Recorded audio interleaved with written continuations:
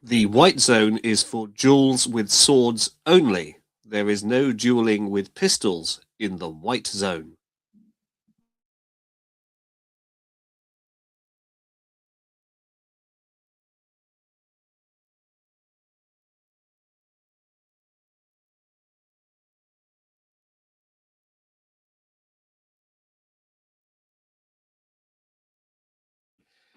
The purple zone is for public displays of affection. There are no public displays of affection in the red zone.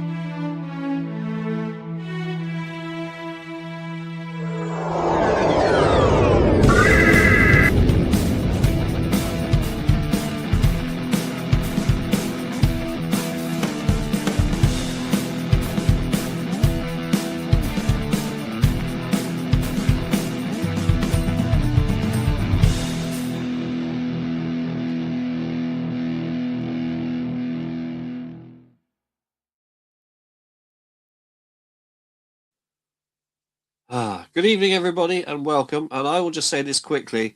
If my computer stops and reboots, it'll just happen. And Carl will have to wait until I reappear. But I think we managed 30 seconds last week before it decided to suddenly go off. It's been sitting here for hours doing nothing. It's fine. But, sod's law. Anyway, Carl, how the devil are you? Your microphone's off, buddy. I'm very good, thank you. How are you? And we're off to a blinding start there. There we go. So, yes, no Richard so far this evening. He is playing a gig, and he says he may or may not dial in, depending on how his gig is going. But I suppose it depends on how many encores have been demanded by the adoring public, and of course, how many ladies have carried him off on their shoulders to God knows where. So, Richard, we are thinking of you. You're in our thoughts. Careful now. So, yes, what have you been up to, Carl? Oh, awful lot of work this last couple of weeks, and it's not going to stop, unfortunately. Oh, Easter's only, 3 weeks away, isn't it? Yeah, Easter's 3 weeks away. We've got Mother's Day next weekend on Sunday. That's Mother's Day, people. Mothering Sunday, please. Sorry, Mothering Sunday, next Sunday, people. Let's not forget. Yeah, it's just not worth the aggro if you forget. Absolutely. Yeah. Don't be that guy. Oh, dear. We have some exciting plans actually overnight, which I'm not going to discuss on air just yet. But Gary, I see you're dialed in, and I'll be briefing you on Project Echo, probably in the space of the next week. It's terribly exciting stuff. Good evening, Dave. Good evening, Gary. So, yeah, those of you who are watching, about 750,000 according to our counter, which is, of course, run by Donald Trump's PR team.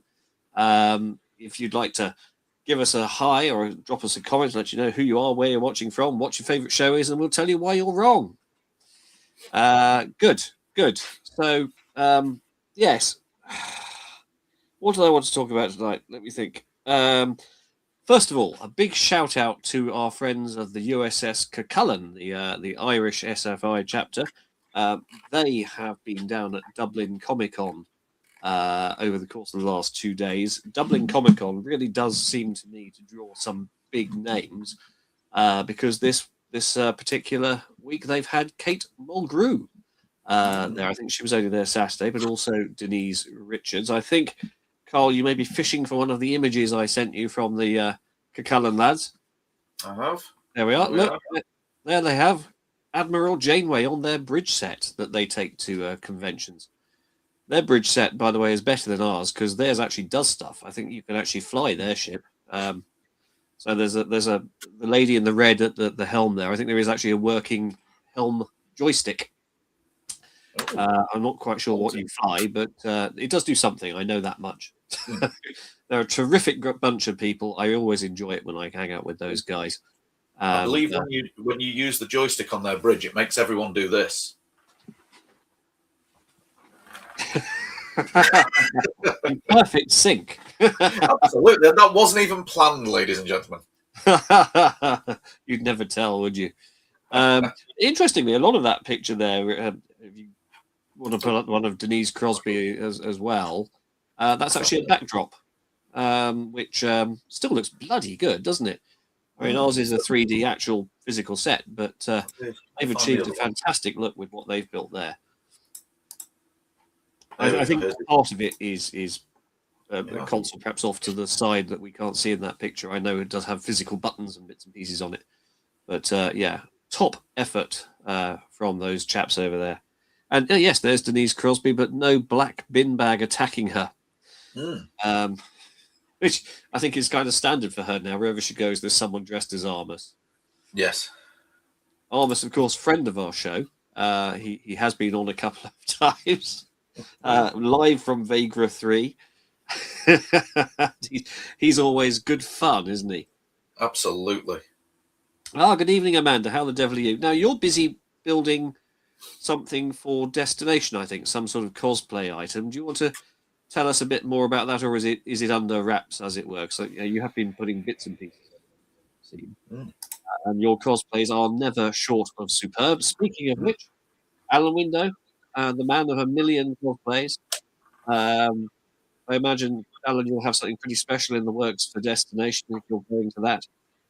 Or probably no fewer than 21 separate costume changes. That reminds me, I need to contact my tailor to have my uniform adjusted. I'm growing mad, you know. I was going to say, is it a positive adjustment or a negative adjustment? Mine most definitely are negative adjustments this year. Actually, it does need to be taken up a bit. My Admiral's style uniform from Nemesis is a bit too long, so I need that taken up by about, I think, 4 inches from where the good people at ASAL Jackets, who made it for me, put it. But they made a very good job of it nonetheless, but I think it was still too long. So who else do we have? Gemma, good evening to you. Leah, how are you doing? I saw a picture of you going out the other evening. Where were you off to and what were you up to? Mark, good evening to you, otherwise known as Fake Cars. Is that Absolutely. 2 cocktails in that picture there? Certainly looks that way, doesn't it? I think we should henceforth call him Mark 2 Cocktails Cotton. I like it. Mark 2 Cocktails Cotton. That's going to be quite tricky after 2 cocktails.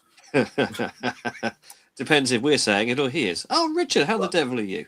Richard, do let us know if you're in the market to help us at Kent Comic Con in 4 weeks' time. That's Sunday, the 12th of April.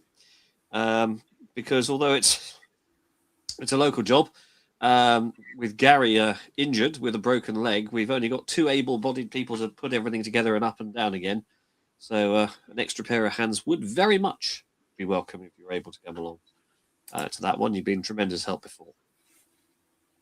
Now, Ephraim and Dot. Now, Dot is one of the robots. I think we'd established that before. The funny robots Ephraim in Discovery. That wasn't that one of the short treks, Ephraim and Dot? Who's Ephraim then? Ephraim was it. Ephraim and Dot. I'm sure it was one of the short treks. Let me have a look. It's turning out quite heavy, though. I'll have to carry it around. Oh, I suppose you won't have anti-gravs for it quite yet. You can't buy those in Halfords yet. But yes, Carl is obviously researching that. Yes, it was from season 2 of the short treks. It was the animated one. That's right. There we go. This picture may prompt you. Let me see. Obviously, everything related to Discovery I committed to memory. Yes, yeah. This one isn't technically Discovery. Let's have a look at it. Yeah, there we go. Here we are. So Yeah, these are the little screens from Ephraim and Dot. Oh, I think I do remember that. So it's got the classic Enterprise in it, and maybe Yeah. others. Do you know what? I was trying to recall the name Tardigrade for some reason the other day, and I absolutely could not think of it. Came up with everything but.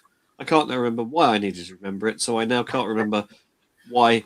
Now that I've got the word, what I needed to do with it, and why I can then tell whoever I needed to tell it. I just don't know. Frankly, either I drink too much or I'm going senile, or both. Mark or Mr. Two Cocktails, you're welcome. You should change your Facebook profile immediately to that. A Prince Music Appreciation Night. Now, true or false? Prince is actually, or was during his lifetime, this tall. And the rest of it was done with mirrors to make him look bigger. Is that true, or must that be false?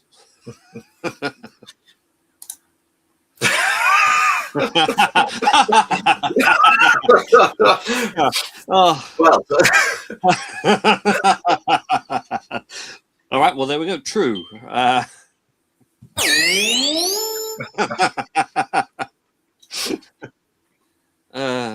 Okay. Tardigrades have names, do they?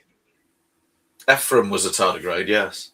Oh, I didn't realise they could communicate. Apparently, this one did. Oh, okay. I think I've watched all the short tracks, but I've only seen this one once, so I can't really recall it. Whimsical adventure. Common tardigrade and a Dot 7 robot and a whimsical. What a great word, whimsical. Everybody knows that this show is nothing but froth and whimsy. That's how it's advertised in the Radio Times if you look in the podcast section. Richard, you can help us out. Fantastic. Okay, so I'm in the process of just negotiating the transport with the people organising Kent Comic Con because it's a one-day event. But obviously we have to get everything there built, and then we have to actually entertain the public for the afternoon, and then we have to take it all down and back again. So it's heavy. It's a big day. Yeah, so I've asked if we could have our transport from the Friday so that we could start loading Friday, be finished loading by early morning, Saturday morning, on site by lunchtime Saturday, everything built and ready by Saturday tea time, and then when we turn up Sunday, we can just go straight into the show, where, as it stands, I believe I'm still slated to be interviewing Marina Sirtis, which will be fun. Wonder if she'll remember me. Yeah, but then we've got to pack it all up and take it home again. So Richard and I will struggle. 5 inches and 3 bits of an inch. Yeah, so that's about right then. Yeah. Yeah. So very short. Yes, that's right, Alan. So that's about. I mean, how many princes to one Alan? Many princes. Now, if Alan is about 7 feet tall, unless he's got his shoes on, in which case he's 7.5 feet tall. I'd say about that's I don't know what 10 princes to one Alan. Easily. But what is drink too much? Well, I think it is. It is the maybe it's not so much a measure of volume as duration. To be honest, Alan, maybe at some point in my adult life I should not have a drink. Yeah. Not today.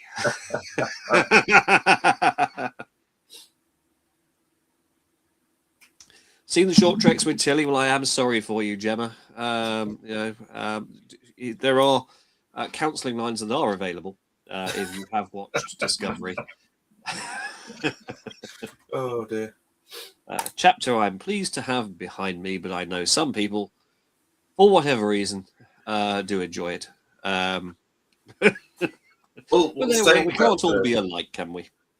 Saying the chapter behind you, did you know that we've just hit a moment where, for the first time in a decade, there is no new Trek in production or greenlit to be put into production?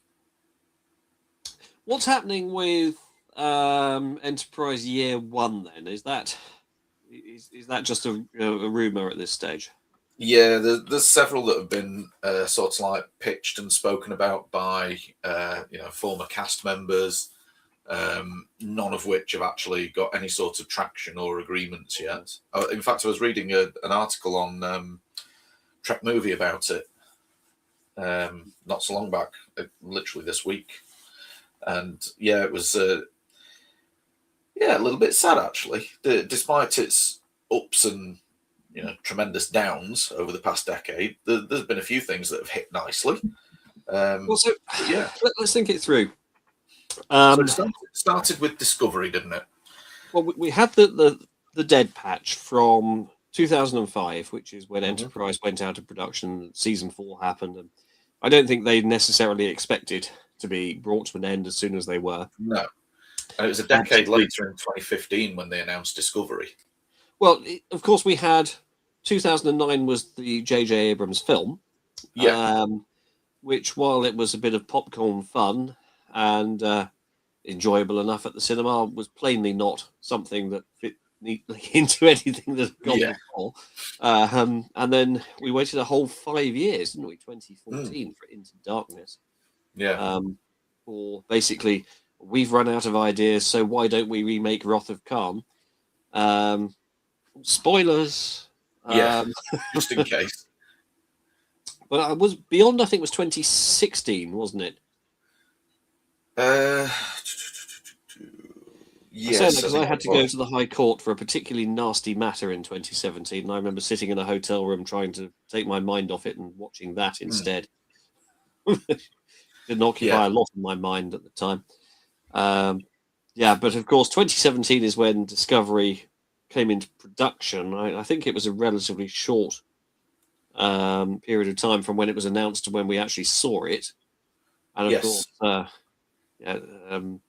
we got to see a couple of episodes in London before it was officially released. So we're 9 years of continuous production of Trek, Discovery, Strange New Worlds, Lower Decks, Prodigy, Academy. I missed one. Picard. How can I forget Picard? That's the best one. Well, bits of it were the best one, and no sign of legacy so far. No, again, one of the ones that's been discussed and proposed, but not taken on yet. I suppose it doesn't help that they're too busy merging with everyone and anything at the moment, aren't they? So let's think this through. Historically, the original Star Trek was under Desilu Studios, which was, if I understand this right, it was a freelance studio, and it then sold its programs to the wider networks. And I think, was it NBC? NBC, the original series, which is an American network, so I don't know what it stands for. Nugatory Bubblegum Club, perhaps. And then it was something broadcasting company. No, they're American. They're not going to do anything as simple as that.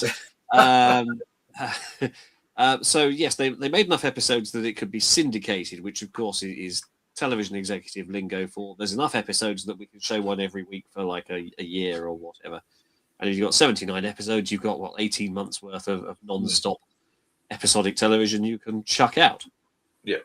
That is where that was. But of course, it came to a grinding halt in 1969, and there was talk of a revival in the mid to late 70s for what was going to be called Phase 2, which would have been the original cast and crew, but it all updated. But then George Lucas happened.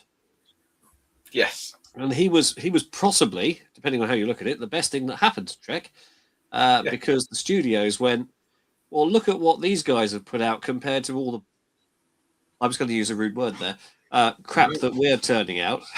Look at the standard of production of this. Obviously, because Star Wars was made in Britain, it was of a higher standard. You only have to look at Doctor Who and Blake Seven for the evidence of how high our production standards were. But no, the long and the short of it was, of course, because the Paramount or whoever it was at the time owning the rights said, what have we got that we can put up alongside this? They said, well, we did have this show about 10 years ago that we cancelled, and people keep asking us to bring it back. And they decided, instead of a series, to throw huge money at it and do the motion picture, which plot-wise wasn't the best. But, I mean, if like me, you could watch that scene of flying around the Enterprise looking like an angel in orbit, over and over. you could watch that forever. Then, that was money well spent, wasn't it, to see the Enterprise give big screen treatment. Even if it was a very drab 1970s treatment where everybody wore pastel colours, light blue, beige, and of course brown. And the bridge went from being this riot of primary colours and brightly lit and felt optimistic to being this dark, dingy, very nondescript looking control panels. Nothing looked the same. But yes, they said, okay, well, we've made some money on this, but we can do better. And then they did Wrath of Khan, and of course they did a lot better. Hey, there it is.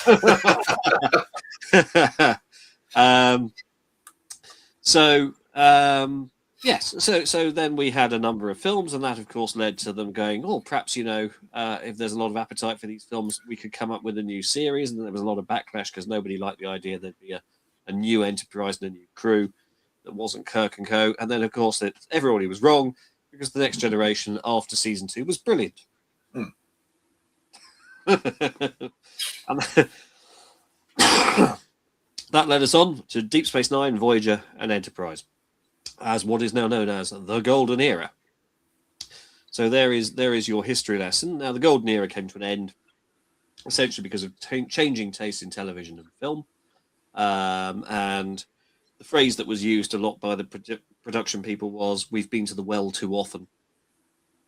We need to give it a break. And they decided to rest it. And of course, that's never a bad thing. And that could well be where we are now. So Doctor Who, for example, was arrested from 1989 all the way through to 1996, where we had a one-off film that frankly could have gone on to a series, but the Americans got involved and made a mess of it. So we had to wait another 10 years to come back and for the Brits to do it properly. And then that being in continuous production for 21 years. So nearly as long as it was in its first iteration. But yeah, sometimes a rest is what a franchise needs, because otherwise people just become bored with it. And it doesn't matter what you do. You can't have a galaxy-spanning catastrophe every single week, can you? Well, some people might say that you can. Not sure you should. It's too much. They've done it. And if it's the same crew every single week who comes and saves the entire universe every week, some of us, I was speaking for myself, just enjoy the idea of them romping around space, discovering strange new worlds and new life forms and stuff. Who knew? New things. Let's see something. Let's find that species where their testicles are in their knees. Let's learn more about them. Whatever happened to the little conspiracy, the pink scorpion type aliens, the conspiracy ones? Yeah. Everyone wants that. I mean, I know that they ended up going, actually, no, we'll do the Borg instead. But what if the Borg are then? Well, interesting. Interesting. Yeah, they had that cliffhanger, didn't they, at the end where there was a signal being sent off. They did. And nothing ever came of it. It was just left hanging. Nothing. Yeah.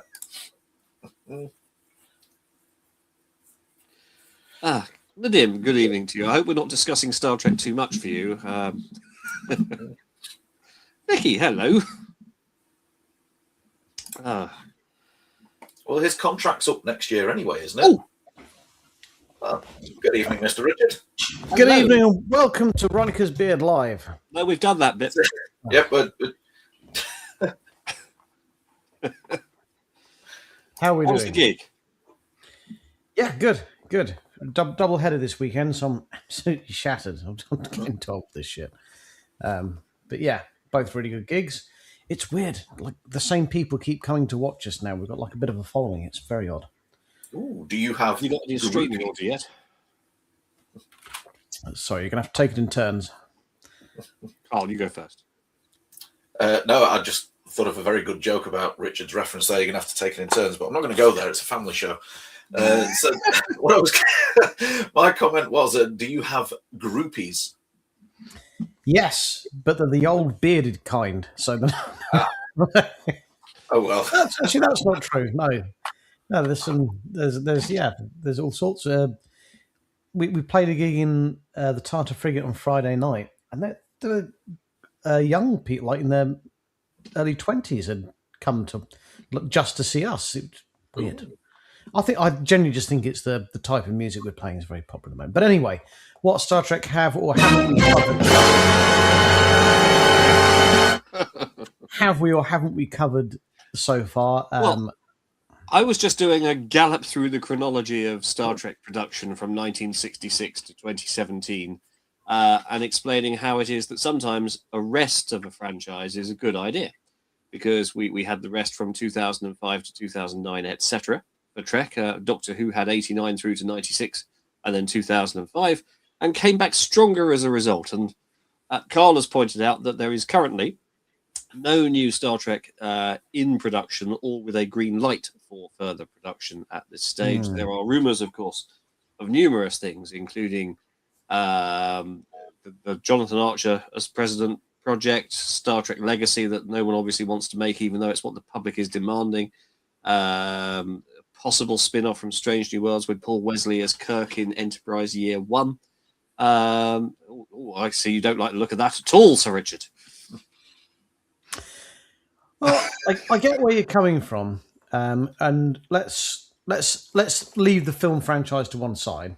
Do you think that leaving it fallow when Voyager concluded was actually the right thing to do? Because I think, when Enterprise concluded was the right thing to do, because I know the viewing figures weren't great, and I think, and hear me out here, and I'm a big fan of Enterprise, by the way. I think they suffered from not giving us what we wanted. We wanted legacy. That's what we wanted. So although Enterprise has become beloved and it was a great show, it's still not what we really wanted. Picard has kind of given us a little bit, but have we actually? And regardless of what we think about Academy or Discovery, have we actually had what we wanted? Strange New Worlds is great. Same category as Enterprise, it's great. Is it what we wanted? Is it the continuation of the Golden Age? And when I say that, we'll leave the movies to one side. I mean, do we deserve a movie? Another Golden Age movie? Do we deserve a Deep Space Nine movie? Do we deserve a Voyager movie? Oh, Deep Space Nine movie.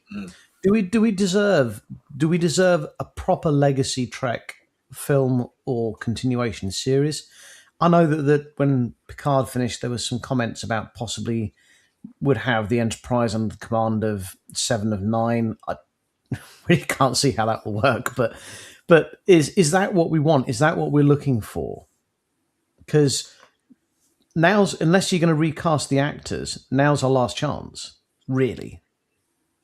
Yeah, I mean, the TNG crew are largely at the end of their working lives, aren't they? Because we know Patrick Stewart has retired from acting officially now, and he's made it plain as such. And I'm not sure how much more any of the others might want to do if it were episodic television, because it's demanding to create. And the interesting thing about that is, they were churning around 25, 26 episodes a year. Nowadays, series seem to produce no more than 10 or 11. Well, that was back when men were real men. This is Women were real women, and little furry creatures from Alpha Centauri were real little furry creatures from Alpha Centauri. I just don't know. I don't know if leaving it fallow is the right answer. If they're Luckily, gonna, we've written in with our pitch, haven't we, to CBS, Viacom, Paramount? I think if they're going to churn out Trek for the sake of it, which, if I'm honest with you, has felt like they've been doing for the last 5 or 6 years to me, vast majority of, just cashing in on the name and not actually producing quality television, then yeah, please do leave it fallow until you come back with a good idea. I would much prefer that. That being said, if you haven't covered it already, I think this week's episode of Starfleet Academy was the best yet. Yeah, we decided we were going to ignore it. Ah, okay. I'll shut up then. Instead, let's have this week's wish clip. Oh, yes. Wake up, Carl. Nothing like catching someone off guard, eh? Well, Richard, if you wouldn't mind playing the Wish intro sting, I'll find the... Oh, yeah. I mean, does it have to be the Wish one, or could it be anything? I mean... well, you could mix it up if you like. Yeah. Okay, what haven't we had for a while? Oh, yeah, we haven't had this for a while. Veneres neko feto tipo magico te baby gizmo. Novelo proboscis molto che nagrofos. Vo, ti diaca ni funzioni moronico. Te facilos action pumpo. Zo, ne shopping mia coro te baby gizmo. Oh, baby gizmo.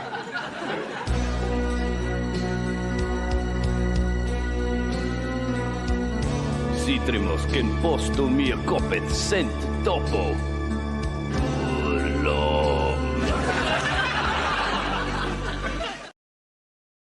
I forgot how good that was. Oh, love. Oh, no. So anyway, this week's wish clip. Oh, that wasn't it. Okay. I struggle to match that. This week's wish clip is the initial cut of the J.J. Abrams film Into Darkness, which was itself essentially a remake of Wrath of Khan. And you'll see that from this initial footage, the direction he eventually chose to go was very different than what he initially envisaged. Let's roll VT and have a look at it. I shall leave you as you left me, as you left her, marooned for all eternity in the center of a dead planet. Buried alive, buried alive.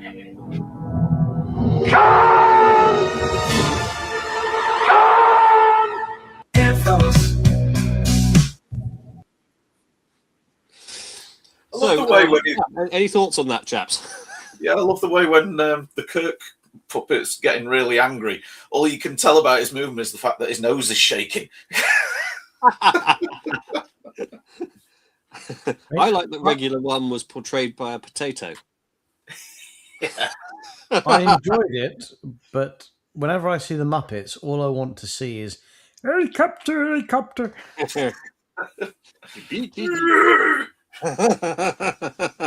My bad, Shotty. So yes, now that there's an option available for a new production standard. I mean, if we were to go to puppetry, obviously it would still be miles better than the Section 31 film. God, is the lovely Leah in tonight? She is. You know, she's rewatching everything, including Section 31 and Discovery. Yeah, she's watching all of it. That's brave. I mean, wow. I mean, that's. Oh, yeah, there she is.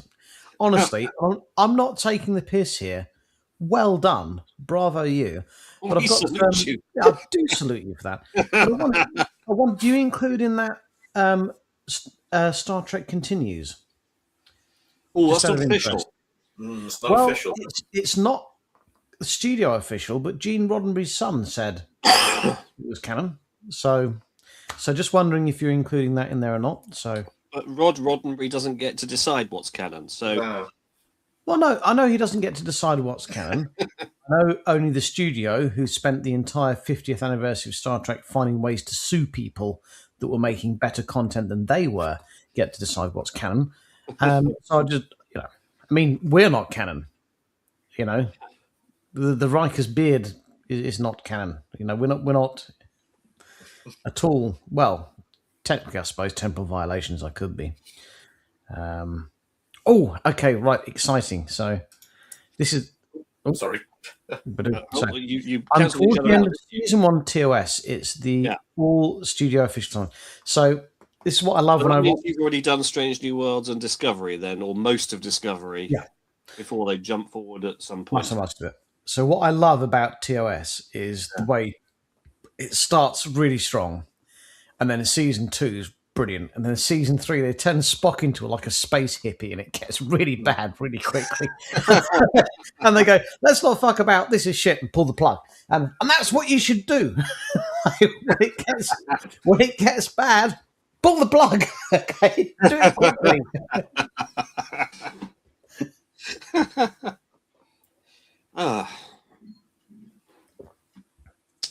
Now, how are you doing that? Are you, for example, here doing, say, I must do no less than 1 episode per day, or do you allocate, say, a couple of hours to it and go, right, I can get through a couple of episodes, maybe a chunk of the next one? And also, what crisps are you eating while you do this? Oh, yeah, no, that's the important question. At the moment, I'm quite liking skips. I really do like a skip. They're lovely. Cocktail flavoured, melt on the tongue skips. Yeah. Or those nice and spicy knickknacks. Oh. Oh, wow. Oh, do you remember Brannigan's beef and mustard? Oh, what a crisp that was. Oh. Do you remember Phileas Fogg? Yes, the Phileas Fogg crisp. Oh, yes. And the advert for Punjab Airways. Don't recall that. Oh, it's brilliant. I'll see if I can find a link to it. Hang on.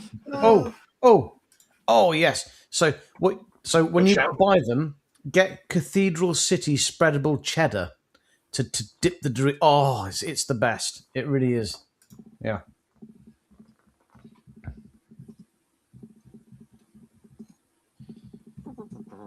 Right. Alan says 4 films a day. So this is so. I may have talked about this in the show before, but every year, New Year's Eve, with my family, I've been forcing the children to watch the Lord of the Rings extended edition trilogy to use at the time for. And we've done it all now. I really enjoyed rewatching them. So for next year, so this year, we're going to be watching. Yep, it's going to be all the Star Trek films in order. And I've already told them, I'm really sorry, the first one's utter shit. So there's actually no getting away from it. The first Star Trek film... No. We touched upon, before you came on air, the beautiful scene with the Enterprise that goes on forever. We did. But don't forget also the scene where they beam up Disco Bones. With the beard. The beard and the medallion. And when they beam up that other, with make up fake Spock and turn him inside out by accident. But the animal is inside out. But yeah, wow! I've already said to them, look, it's a really bad film. It's not as bad as Section 31. It's not the worst one we're going to watch, but it's a really bad film. And they said, well, why are we going to watch it then? I'm like, honestly, I taught you nothing. Jesus. If you have to commit to these things. You have to commit. And my daughter said, well, in 5 years' time, I'll probably have moved out and I won't have to watch them. I'm like, you think you're not going to come around here in the holidays and watch Star Trek with me? You're sorely mistaken, young lady.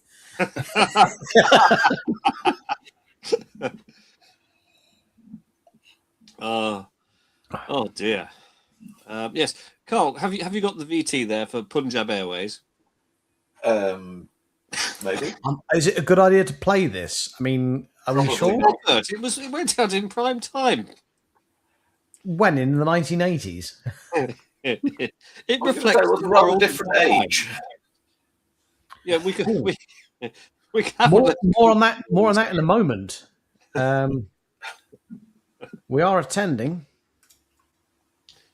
Oh, yes. Roll VT. Okay. Carl's got that look on his face of, I'm not sure. Or instead of rolling VT, we'll have a quick spot quiz. So, what's the worst episode of Voyager and why is it Threshold? Do you know what? As I mentioned may have mentioned in the group chat this week, I turned on the TV and Voyager was on. And I thought, oh, fantastic. And then I saw it was Threshold. Oh. From happiness to yeah, pleasure, pain. Right, are we committing to this this advert that James sent me? Then? I don't think we've got any choice. If it gets too bad, I'll just butt in and censor the bits that are offensive. Okay, well, here it comes. This is not a good start, is it? Punjab Airways, Punjab Airways. Punjab Airways' entire fleet now flies daily to one destination worldwide. It in sumptuous Maharaja class. Enjoy authentic spiced delicacies. Until you arrive relaxed in the cultural center of Europe. Phileas Fogg, authentic Punjab curry made in Medhamsley Road, Concert. That wasn't as bad as I thought it was going to be, actually. Well, okay. It could have been a lot worse. Could have been a lot worse. Could have been a lot worse. I'm not saying it possibly should be aired, but yeah. Are we still live? Yeah. I don't think we've been cancelled yet. But yeah, that could have been a lot worse. I remember at the end of the advert, it showed you all the routes that Punjab Airways flew. And all of them took off from Concert Airport and flew to the Punjab. They just went, whee! Yeah. Little things. It's not got us taken off the air yet.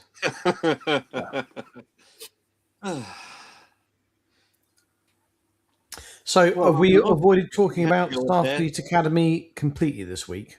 Yes, no, we'll just disregard it. I mean, what's the best episode they've done? Okay, all right.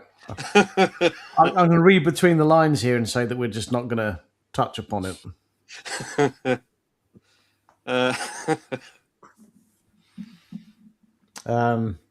Well, we wouldn't want to spoil it for anyone who hasn't had chance to watch it yet.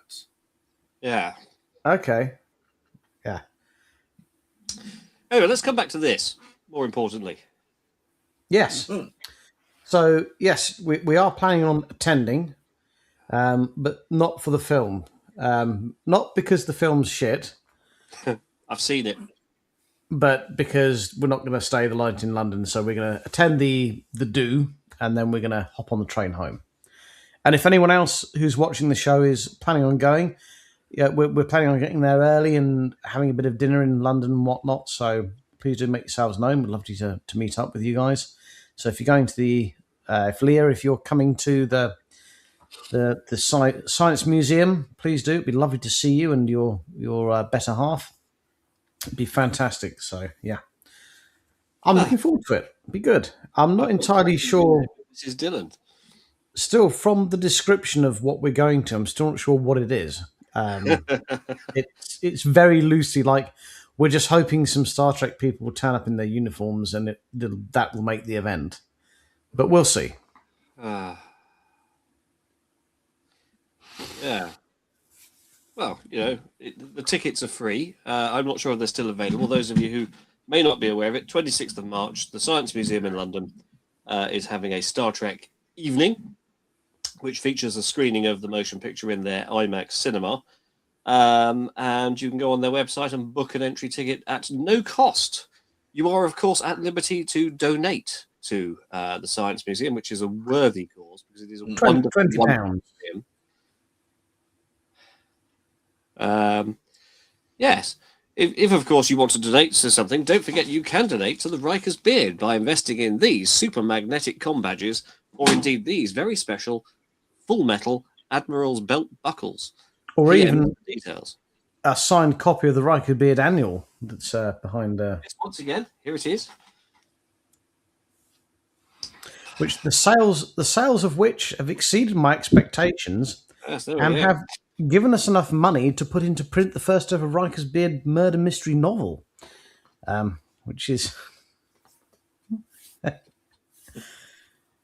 which is a thriller minute, isn't it, James?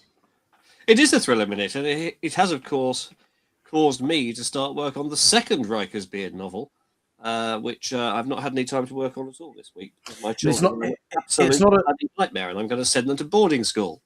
It's not a sequel, but more a continuation of the franchise. Yes, it's not a sequel in any respect. There are no characters who are the same. It's not at the same setting. Yes, it's just thematically similar. So, in answer to your question, is Riker's beard in the novel? So, strictly, no. Well, yes, actually. So, not only is Riker's beard in the novel, many familiar people from the convention circuit are in the novel.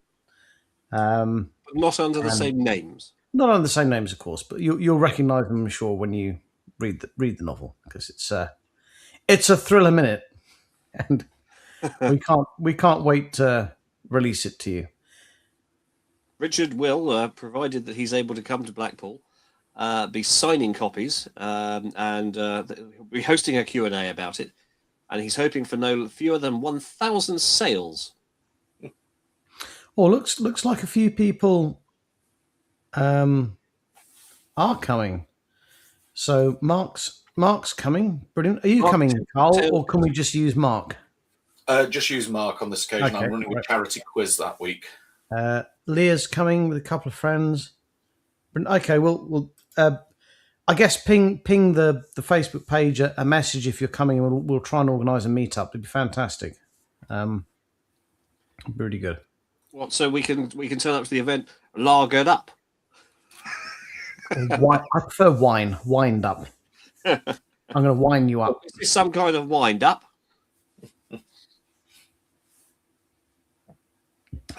Yes, as James said, hopefully we'll get the novel finished. Well, the novel will be finished. I've got literally now, after going to town it, James has been my test reader. Insight has been invaluable. I've got just the final chapter to write now, and it's done. So it should be published. Well, I could publish it soon. Should I publish it closer to the convention, I suppose, shouldn't I? Oh, yeah. I think so. I think you should build up a wave of anticipation. Oh, should I release a sample chapter in the Times?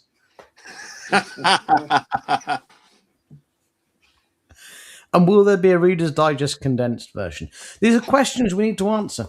This is what we need to know. I just don't know. So in the novel, yes, Riker's beard are mentioned, but they are mistaken for the Data's moustache. So. Yes. Happens all the time. Shall we go to this week's edition then of Massive Choppers? We're still doing that, are we? Yeah. Have we got a sting for that? Yeah, we want people to have entertainment. Do we have a sting for it? We do. It's James and Richard's Massive Choppers. I can't see it. Oh, yeah, here we are.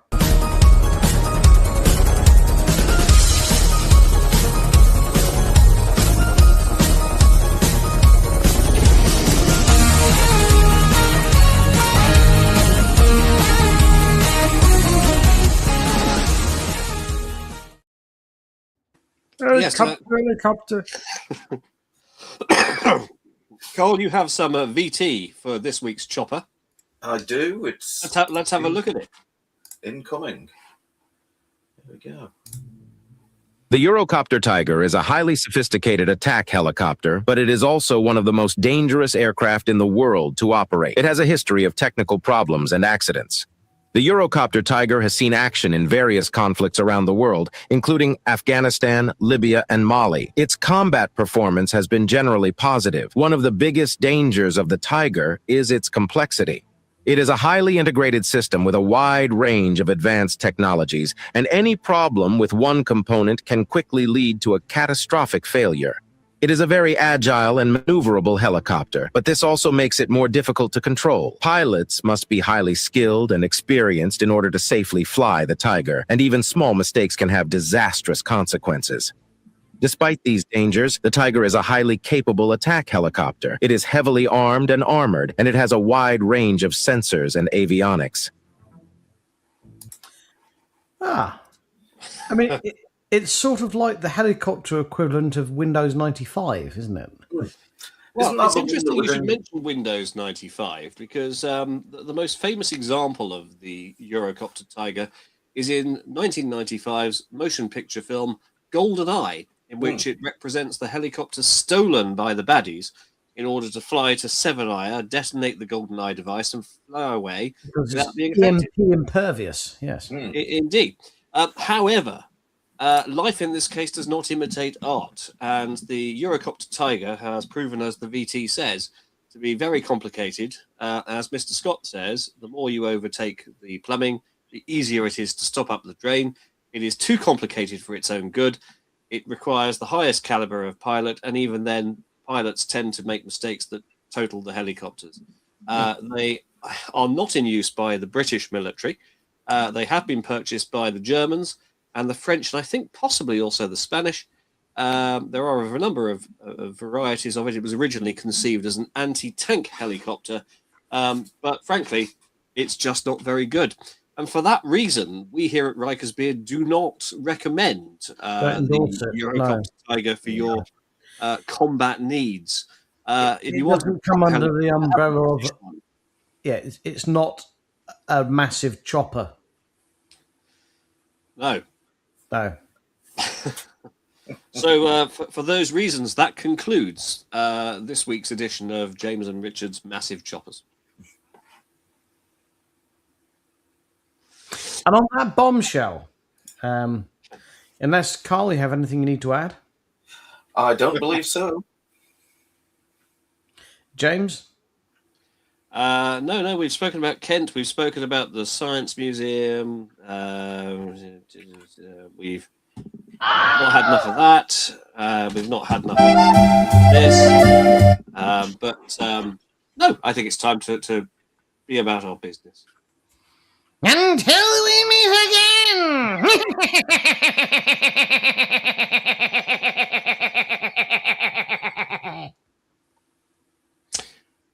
You're so money supermarket, Skeletor. Good night, everyone. Don't have nightmares.